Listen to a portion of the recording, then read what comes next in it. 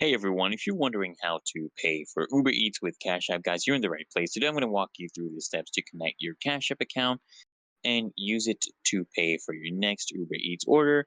Let's jump right in, guys. So first things first, guys, in order to pay with Cash App, you'll need to have a cash card, okay? You can either have a physical cash card or you can just get the cash card details from your Cash App. You don't need to actually have the physical card. Basically what a cash card is, right? The Cash card is it's a debit card that comes with Cash App, and you can request one in the Cash App itself if you don't already have it.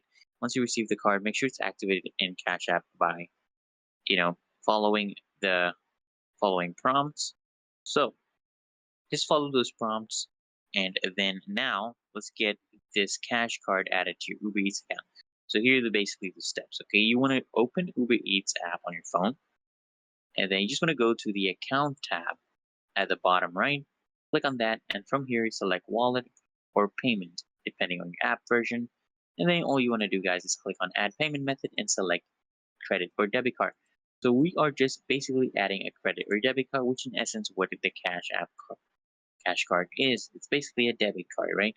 You just enter your normal cash card information, which you'll find in the Cash App or on your physical card.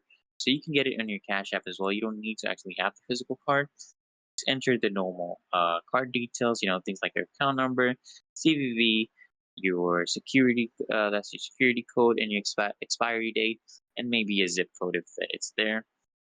Just enter all this, and guys, after this is saved, your cash card will now show up as a payment method every time you place an order on Uber Eats, guys.